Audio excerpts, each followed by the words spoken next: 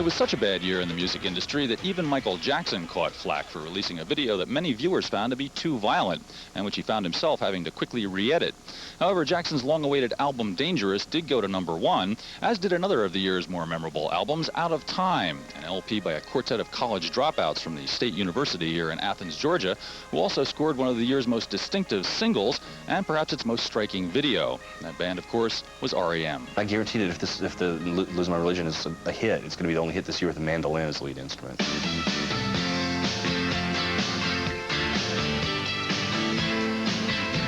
All of a sudden, it's 12 years. 12 years is enough time to think about things and say, you know, I don't mind getting a few awards and selling a few records.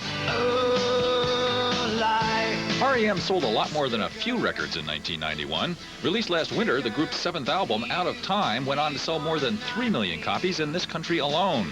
A major breakthrough LP that rang bells both among the band's core of alternative rock fans and at Top 40 radio. There was a buzz on that record on the streets even before Top 40 radio started playing the record. I was getting phones for it even before we started playing it. That's me in the corner. The year's only top 5 mandolin hit was accompanied by the year's most eye-poppingly artful video, in which the gifted Indian-born director R.E.M. managed to persuade singer Michael Stipe to take his first ever shot at lip-syncing lyrics. Then we thought, okay, let's write a story that involves 3 or 4, like influences from painters or from posters, like Russian constructivist posters or whatever, that don't necessarily go together.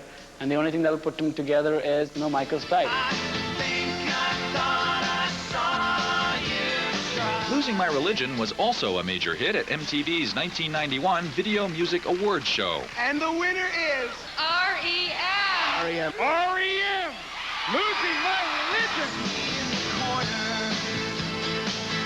That's me in the spotlight, losing my religion. And we'd like to thank the fans from 12 years back all the way to yesterday. Everybody, thank you so much. Hey, hey, hey, hey.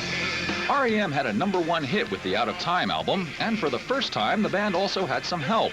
Rapper KRS-One turned up on Radio Song, and Kate Pearson of the B-52s chimed in on Shiny Happy People.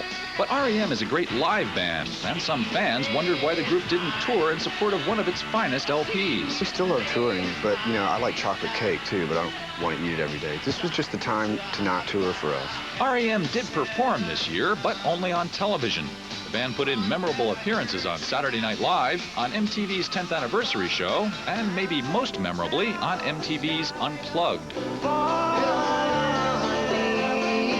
I have no idea why it works, or I've never really been real big on analyzing the chemistry of the band, and there's a very definite chemistry there that works between the 4 of us. The music hopefully stands up on its own, and we can be respected as the people who help make it happen.